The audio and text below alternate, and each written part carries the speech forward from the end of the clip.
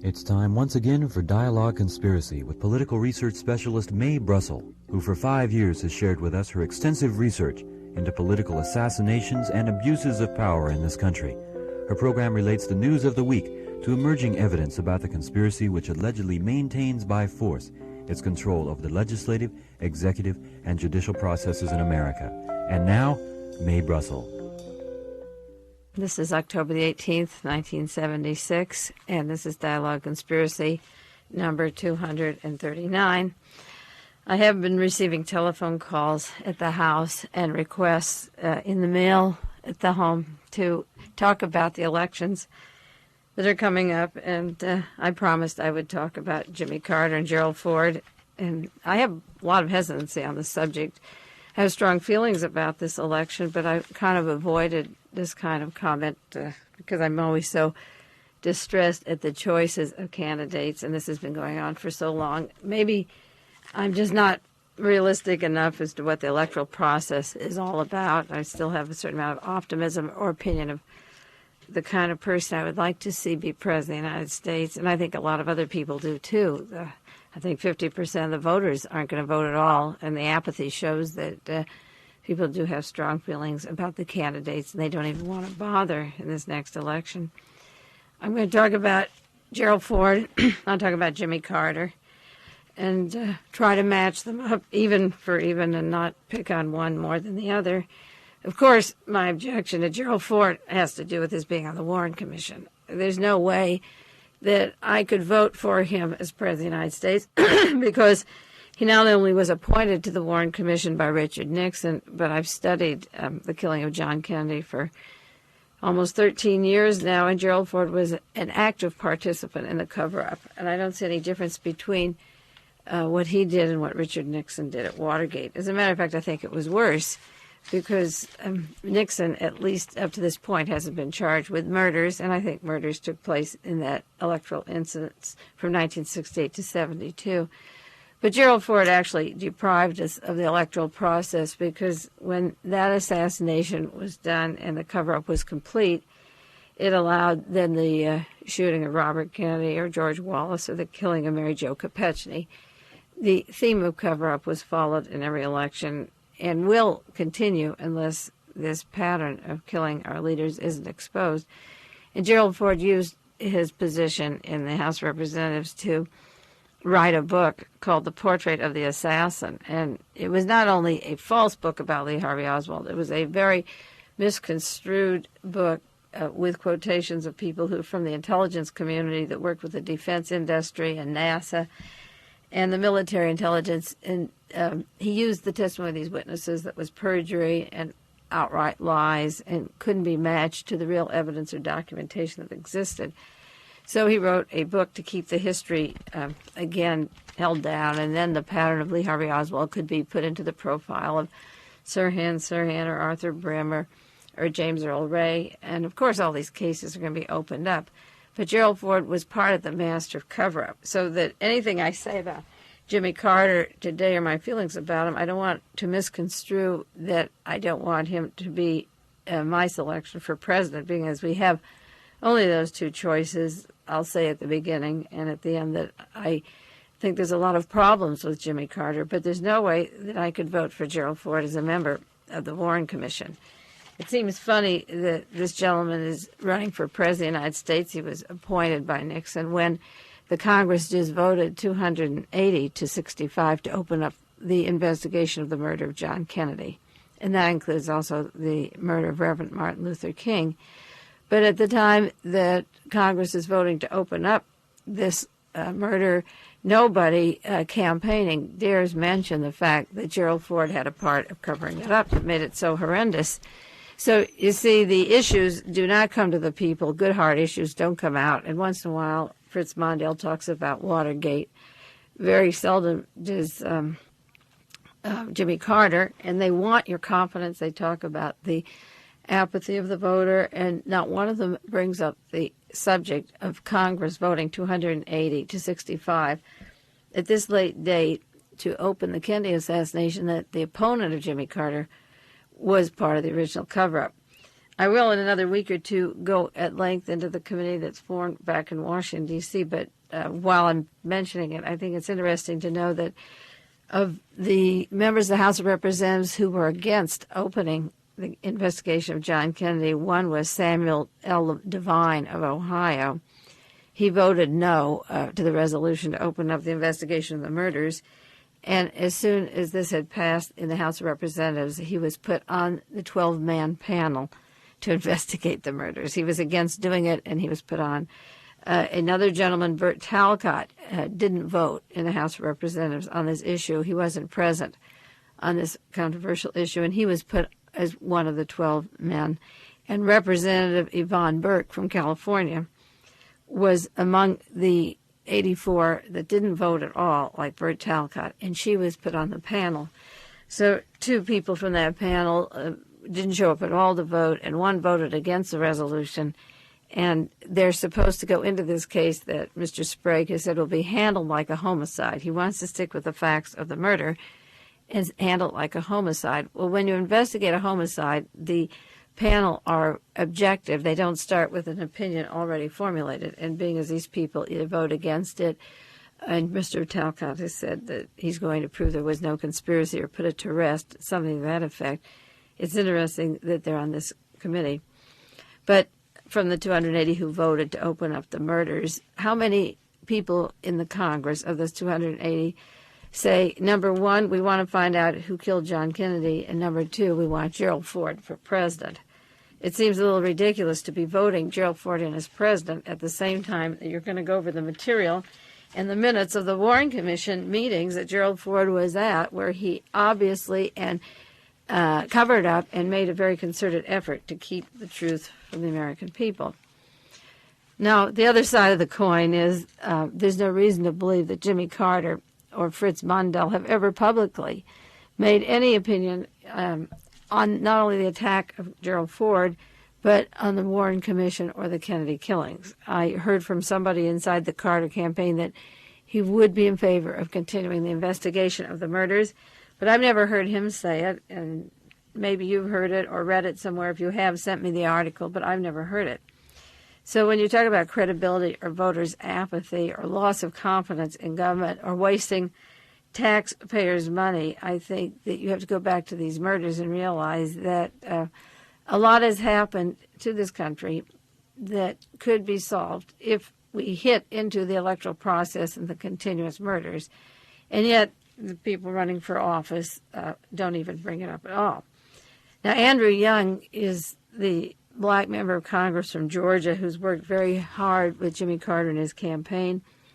And Jimmy Carter claims that he really owes his presidential campaign nomination success to Andrew Young. He praises him all the time. And Andrew Young's picture was in People magazine last week as the up-and-coming black politician. And yet Andrew Young was with Martin Luther King at the time that he was killed, when Martin Luther King was out on the balcony. And Andrew Young has been part of holding back the investigation of the Martin Luther King assassination. His congressional aide was out in Carmel last summer to see me with no interest in that conspiracy at all. And there's even been some mention about Andrew Young being responsible for the moving for the holiday into the Lorraine Motel that Martin Luther King did just before he was murdered. He abstained from the vote in Congress that Andrew Young did on whether or not to open up the Martin Luther King assassination.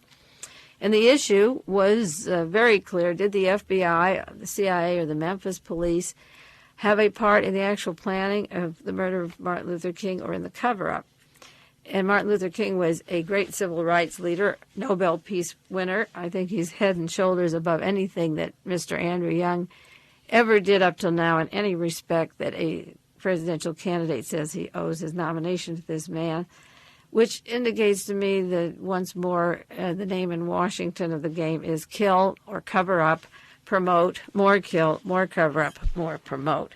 It seems to me at a time like this that Andrew Young, who is supposed to become an up-and-coming leader, might at least have been there to vote at the House of Representatives, yes, yay, open it up, wanting to know who killed his friend on the balcony the day that he was there. unless Andrew Young is a Judas of this crowd of the Martin Luther King assassination. And if that's true, and if he's very buddy-buddy with Jimmy Carter, I have reason then to have less respect for Jimmy Carter and Andrew Young, and I don't consider them political leaders that I want to follow. Now, the killing of Martin Luther King, Reverend Martin Luther King, was a political matter. It wasn't just a black man in America, and it wasn't just a civil rights leader. We're talking about an election year. And right after James Earl Ray was arrested, he said that the people that he met with who caused him to become a patsy told him that this had to be done in an election year. And the killing of King in May 68 led to riots in Detroit and Washington and Los Angeles. And these riots gave us Spyro Agnew. I've written about that in my Realist article. There's a linear connection between Agnew, who now travels between the Greek military junta that are temporarily out of office and between Iran and Kuwait, and Nazi Minutemen and racist foundation he has in Indiana. Spyro Agnew came to be known in Maryland as the governor at the time that Martin Luther King was murdered, and he had press conferences, and he was attacking Rap Brown and Stokely Carmichael and others. So he was a relative unknown until Martin Luther King was murdered. And I think that with his close affinity to the Nazis now and to racist organizations, it would be of interest to find out if there were connections between provocateurs that caused those riots and so forth and the murder of Martin Luther King. So Andrew Young is not taking a position on this, and as I say, he refused to vote about it, and he's very, very close to Jimmy Carter. This apathy that goes on in Washington has a lot to do with that invisible government that I talk about all the time, the Howard Hughes empire, whoever they are or wherever they are, and their desire to control the White House or the Supreme Court and the district attorneys and the Congress and the sheriffs and mayors and supervisors and the highway commissions. And the Congress is reduced then when people pay their campaign expenses and out-of-state money runs their political campaigns, are reduced to voting or staying away on controversial issues such as this. And we'll go a little more into who might be funding Andrew Young. I feel that the apathy that we feel at election time is described in a poem by Robinson Jeffers. It was in our paper just Sunday on the purse seine. It was a poem about a school of sardine fish that were swimming out in the Monterey Santa Cruz Bay. And as the fish nets came around them, they knew they were caught, and they were beating wildly from one wall to the other as their destiny closed in. And Robinson Jeffers went on to say, we've built great cities now, but there's no escape. We gather vast populations incapable of free survival, and we're insulated from the strong earth, and each person is himself helpless.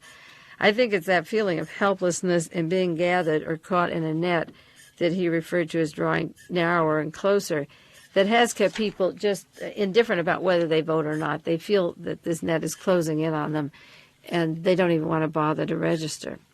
Now, the one reason for voting for Jimmy Carter that I can see the strongest reason, possibly the strongest, I guess, is the decision of who would be on the Supreme Court for the years to come. Because when the election is over, the next 30 or 40 years of the decisions of the Supreme Court affects our lives. And it's more important even than the election of the president is who he would vote for. And I can't imagine that Jimmy Carter, with all of his faults, whatever they are, and there are plenty, would appoint justices equal to the ones that Richard Nixon did or Gerald Ford if he gets the opportunity. Now, even the other side of the coin is I'm not sure. Maybe he would appoint Leon Jaworski on the Supreme Court just as Gerald Ford would do. I don't see any indication that Jimmy Carter would be more enlightened on this matter. I know that he defended the Supreme Court, Nixon's Supreme Court recently. He said they were going in the right direction and they were doing a good job. And yet the Supreme Court has been the most fascist type of court, denying certain civil liberties like the right to protect your reputation and the allowance of prosecuting attorneys to use perjured testimony, even at the time they know it's perjured, if they can get a strong conviction. Now, with the Supreme Court making those kind of decisions and Jimmy Carter going along with them, I'm not really sure who he would appoint on the Supreme Court. And he doesn't give any indication, of course, where his mentality is on that matter.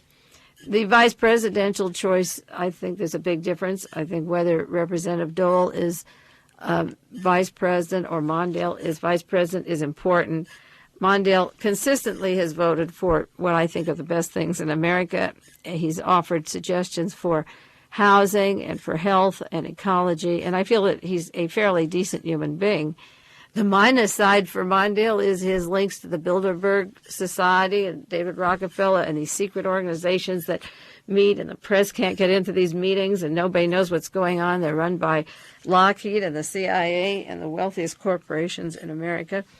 And also the Trilateral Committee. Mondale and Carter were the selections for a committee formed in 1972 to have an opposing party to the Republican Party as it exists. And they created this Democratic Party out of their own imagination. And Rockefeller isn't running for any office, but he and the Chase Manhattan Bank and the Eastern Group have put in Jimmy Carter to serve their purposes. And when you see Mr. Kissinger traveling around and making deals at various countries, we're not sure exactly what their purposes are.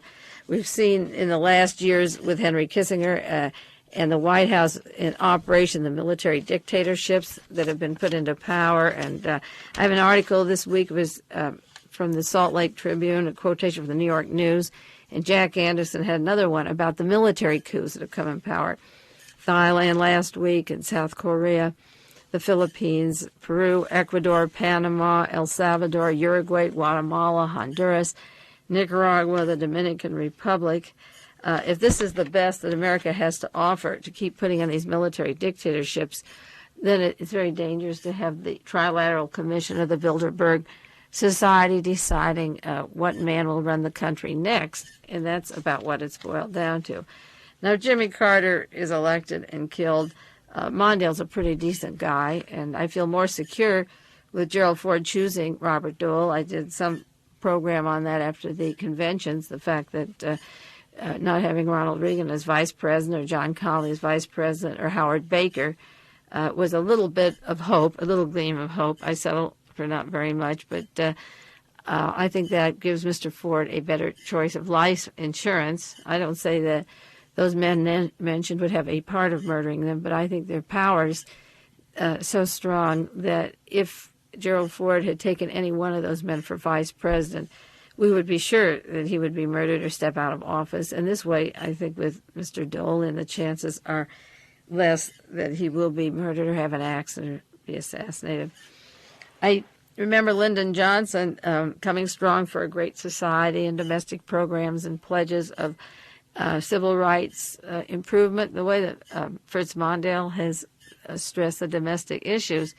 But then as soon as Lyndon Johnson was in power, he escalated the war in Vietnam, and they made the ammunition makers and the war makers were making $1 million an hour, I believe was the budget for the Vietnam War. So the domestic programs were still curtailed, and the provisions of housing for the poor and the health plans and all the goodies were scaled down, and they still are, so that the warfare state would get the first choice of the budget. So domestic concerns can be put aside at a moment, and even though Fritz Mondale has voted very well on domestic issues, I'm not sure what would happen if we needed another war. He'd put the domestic aside to, quote, save America, I suppose. The country was torn apart by the Vietnam War, and Lyndon Johnson's efforts for a domestic program, as I say, had to be put aside. Hubert Humphrey is a person that I have never respected. He, again, was strong domestically, domestic programs, but he went along as Vice President Lyndon Johnson and with the warfare state. And there were rumors that he received at least $50,000 from Howard Hughes' empire, and goodness knows if there was more than that through hidden funds. And Fritz Mondale was linked to Hubert Humphrey. He was the man who was appointed into the Congress in the first place. He didn't win by election. And he received the funding. He helped with the funding of Hubert Humphrey's campaigns, which means then that the Howard Hughes money went into Mondale's hands before it went to Humphrey. And I think that the Humphrey-Mondale money should have been investigated thoroughly to see whether the Hughes empire was funding these men, so we know who's running for office and we know how they got there. If the money came hidden from the Hughes people, then Mondale and Humphrey or Carter are still getting their money through the Hughes Foundation. You know, the saying, if you go to bed with a dog, you wake up with fleas. And if you go to bed with dirty money and bribes and payoff, you wake up with a Congress that doesn't really represent the people. So I'm worried about the Humphrey Mondale money and Fritz Mondale's links to Bilderberger and the Trilateral. And I just wonder if his consistent voting record is really in keeping with the background of Fritz Mondale. And how would we know until he gets into office? It's like Hubert Humphrey giving the liberal line and coming in the House of Representatives as a liberal to get the Democratic vote, and then going along with the war in Vietnam constantly. And when Lyndon Johnson was dead and the war was over, saying, I didn't really believe in the war. Or Senator Schweiger, the same thing, voting liberal, representing Pennsylvania, the constituents. And then when Ronald Reagan wanted him for vice president, he says, well, I always got along with Reagan. I'm sympathetic to everything Ronald Reagan did, and his liberal stance was washed down the drain, and for 3 weeks he became a staunch conservative, and now I don't think he knows where he is, and he's having an identity problem.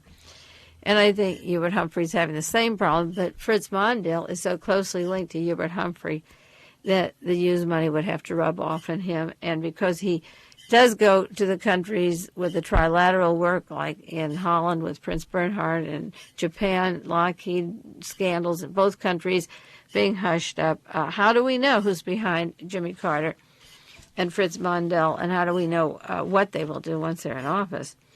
Now, Vice President Robert Dole, his record is pretty open. He doesn't have much to offer, and he doesn't have much to hide. I don't really think he's part of the very secret team that the Republicans had.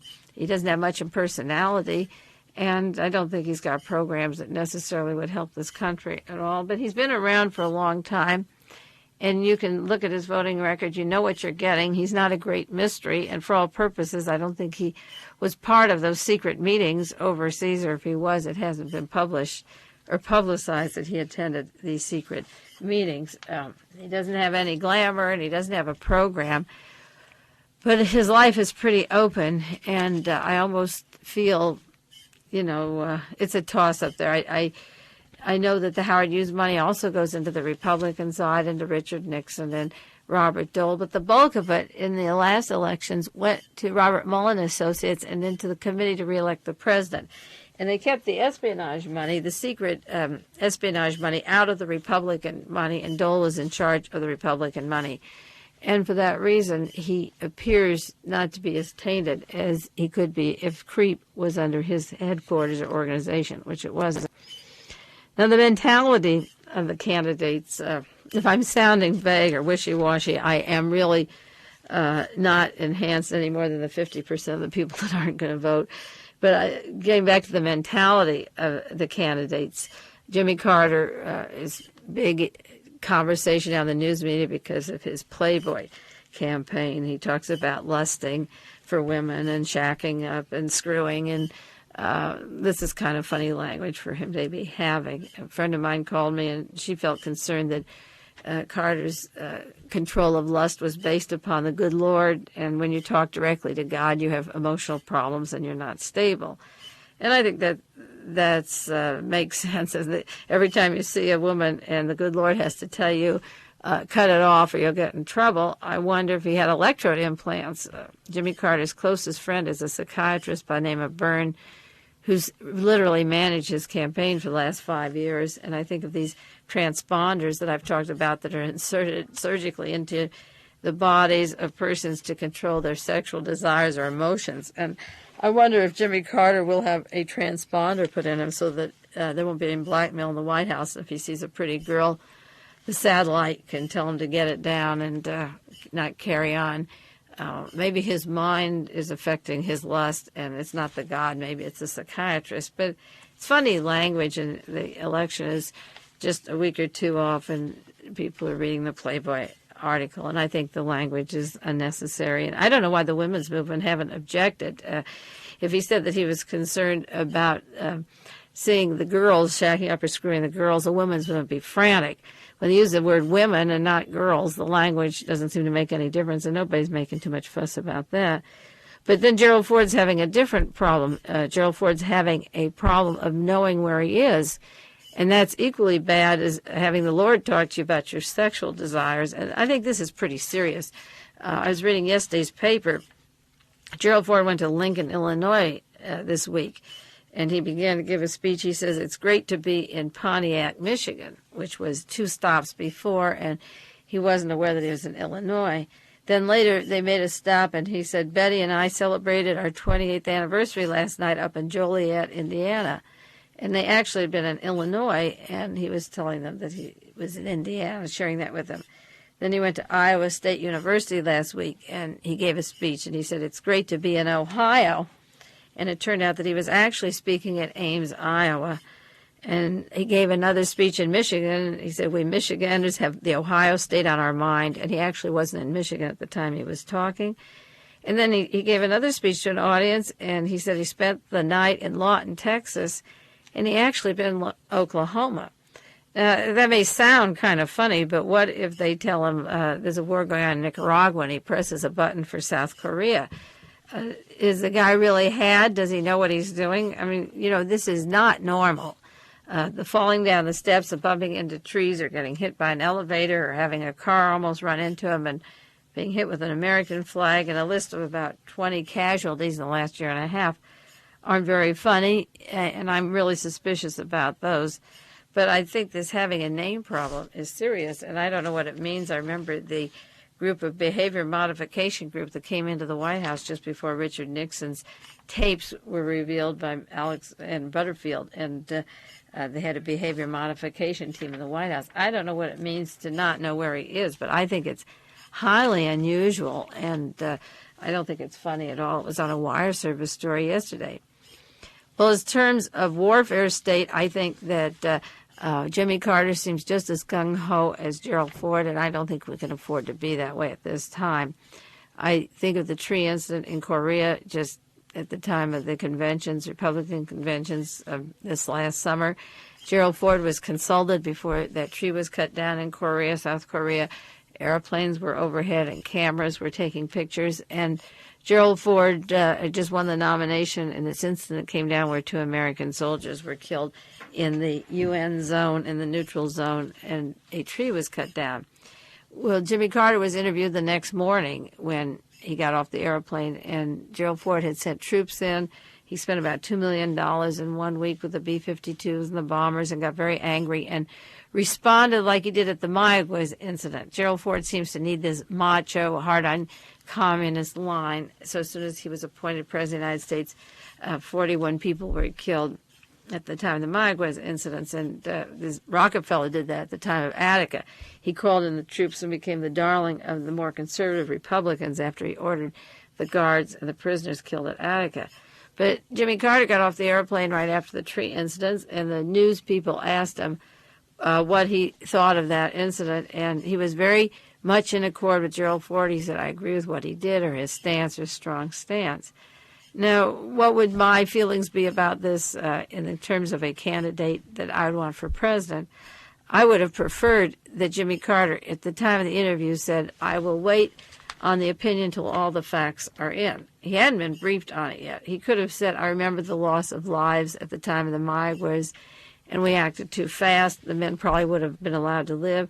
He could have said, I remember the Gulf of Tonkin incident, where the CIA gave the wrong information, and the war escalated in Southeast Asia, and approximately 45,000 Americans, in addition to all the Vietnamese that were murdered, proceeded because of Gulf of Tonkin incidents.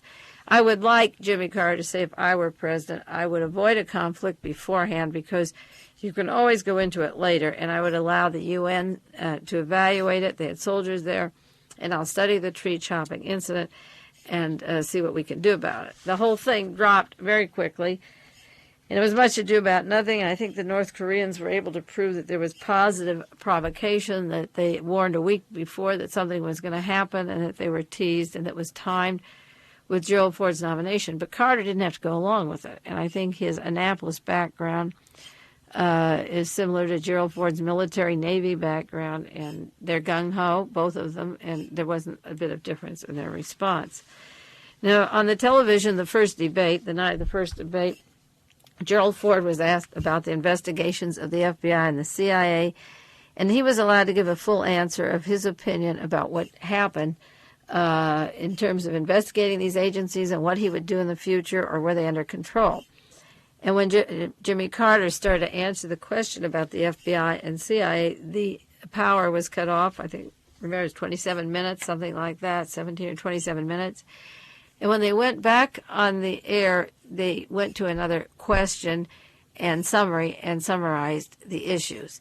And I think that the exposure of the CIA and FBI and the crimes that they've committed is one of the number one problems in the country. I think this is what's bringing the apathy. This is why these men can only get 50% of the people out to vote or to get registered.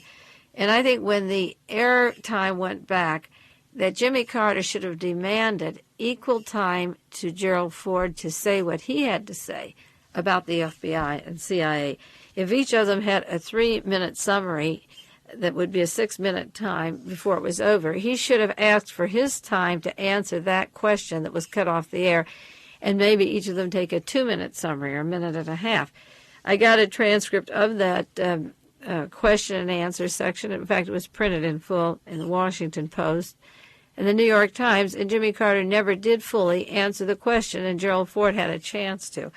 And I would like to think that Jimmy Carter was something different than Gerald Ford, that he had guts or stamina, and that he could say, wait, my question was turned off. Ford got to answer his, and I couldn't answer mine. But he stood up there like a sloppy little milquetoast. How can you have confidence in a man like that who's just standing there and repeats something by rote and doesn't have enough imagination to say, the question was turned off when it was my turn, and I'm going to answer that question, then we'll get on to the next. He didn't do that, and I think he's weak, and I think that allows the intelligence community to be protected by Jimmy Carter, and I don't like that at all. And furthermore, he approves of Mr. Bush of the CIA and protects the Central Intelligence Agency. It's interesting, Jimmy Carter's come out against activity of Mr. Kelly of the FBI and criticized him, but he praised George Bush, Director George Bush of the CIA, and entertained Mr. Bush in Plains, Georgia, and said he has great respect for the CIA.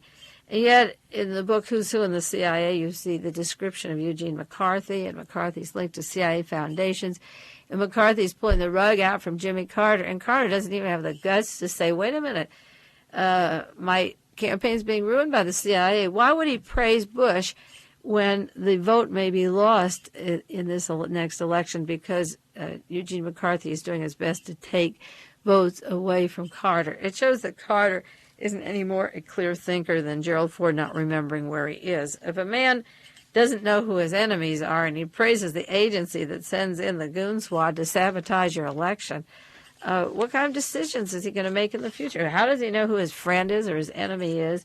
He accepts the fact that he can lose the election by Eugene McCarthy stepping in, but refuses to attack Eugene McCarthy as being part of the CIA apparatus, even though there's many documents linking Eugene McCarthy to the CIA foundations and also the book Who's Who in the CIA. Now, there are links of Jimmy Carter, as well as Gerald Ford, and Robert Dole, and Fritz Mondale to the Lockheed Corporation. And I think this is important because Lockheed equals Hughes equals the CIA. And if all four of these men have links to Lockheed and to the CIA and to the Hughes organization, then it's a deck of cards. It's like shuffling them up and having a couple of aces and a couple of kings in the same suit. And there's no indication to me that Jimmy Carter isn't from the same fabric. And one reason I mention this is not only the Hughes money going to Mondale through Hubert Humphrey, but Wayne Andreas is a gentleman whose name came out at the time of Watergate. He had money in the bank of Bernard Barker and was funding the men at Watergate, and this money had passed hands at a golf course in Florida and ended up part of the dirty tricks.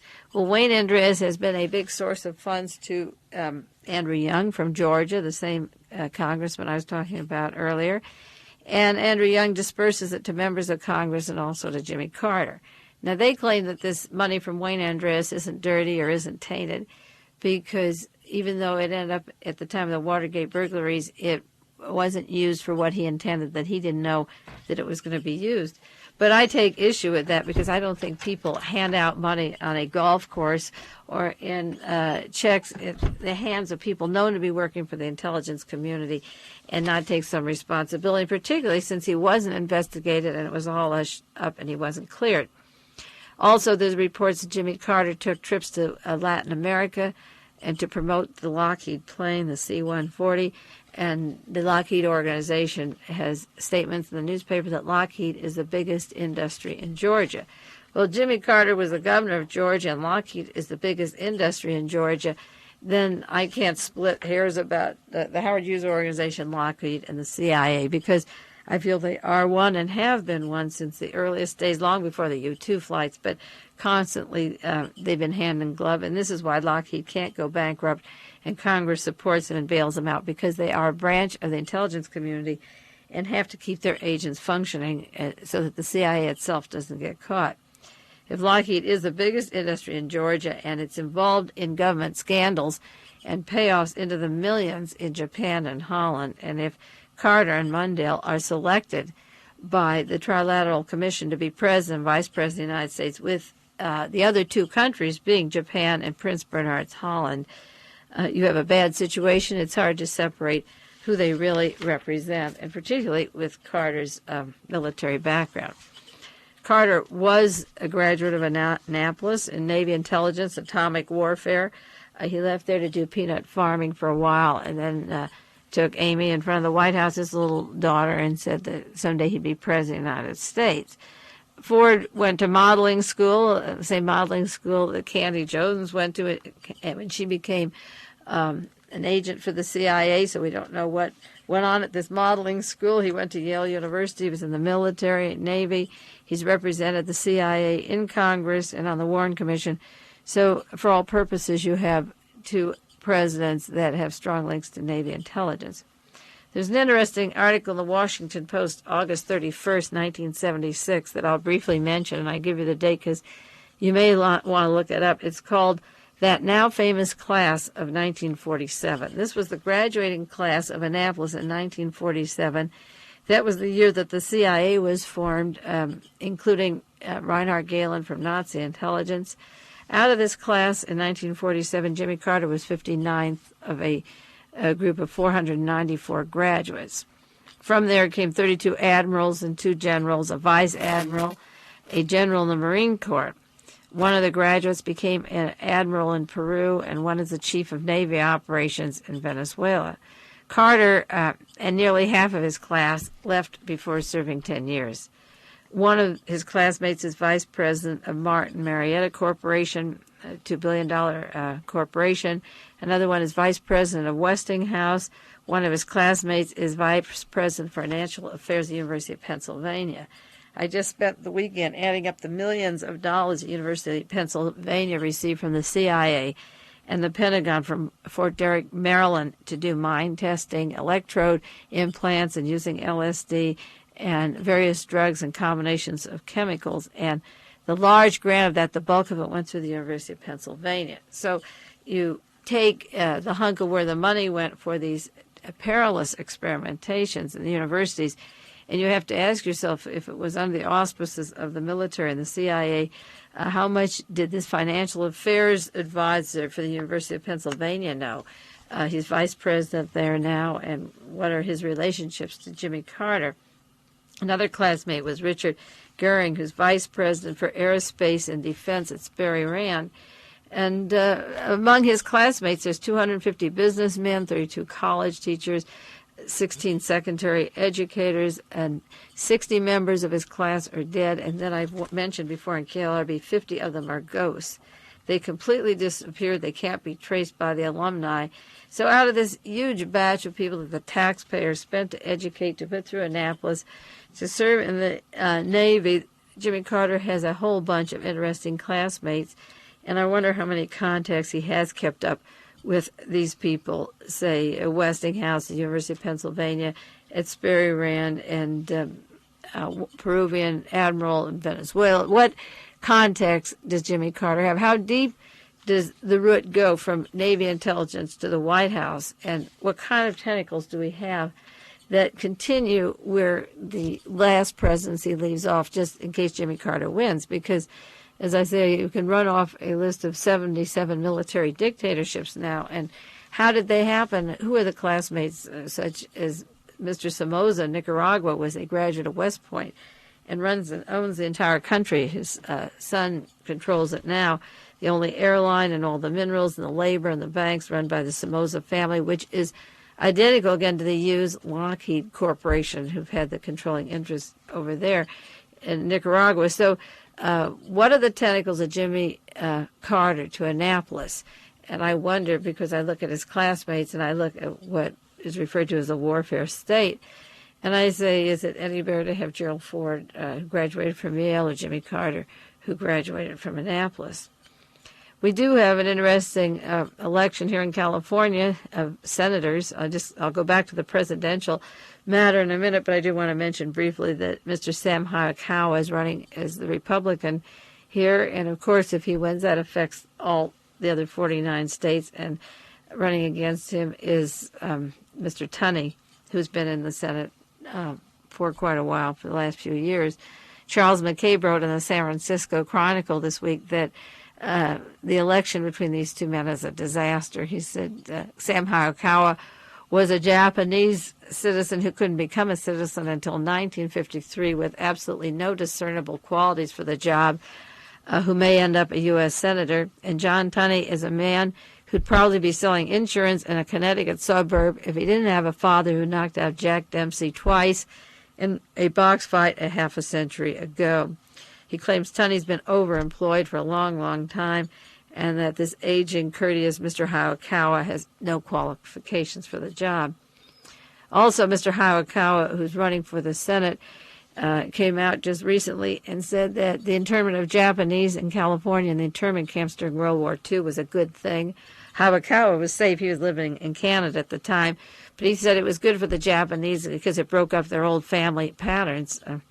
Living in Carmel, there are some Japanese families here that wouldn't agree with Mr. Hayakawa that it was good for them at all. They were taken away one day or evening and lost all their property, their homes, personal belongings. Hayakawa admitted that about 20% of the people that were interned objected to what happened. But I believe that about only 2% of the Germans objected to ovens and concentration camps in Germany, but that didn't make it right. So running for Congress as a Republican is a man who says that putting all the Japanese citizens into internment camps was good for them, and he's Japanese besides. And so that the choice here, if you project this to all the other states and elections coming up, I just hope that you don't have this kind of a choice to make in your states. I think it's pitiful that this is what we've come to, and I think the entire election board across the board, when I read the newspapers, is pretty sad. Well, I'm almost out of time. I want to talk about Mr. Solzhenitsyn. He's the darling of the Pentagon. Alexander Solzhenitsyn, the Russian who moved to America, who is funded by Stanford Research and the Pentagon. He just built a home in Vermont with barbed wire. He's putting $250,000 into the renovations, and he bought a home for $150,000. He's put into a financial condition where he can go around and lecture and accrue huge fortunes, speaking for the Pentagon and the Defense Intelligence Agency. And running against him as the advisor of foreign affairs is Mr. Brzezinski, the darling of Jimmy Carter. He's the advisor for Henry Kissinger and James Schlesinger and David Rockefeller, and he's the counterpart of Solzhenitsyn. So that we don't really have a choice in this matter, that Mr. Brzezinski is white Russian, very strongly against the Soviet Union, and I think that these people want to avenge the fact that they've lived here, even though they're making a lot of money and they're renowned in their community. They would like to get vengeance and go back and resurrect the Tsar if they could.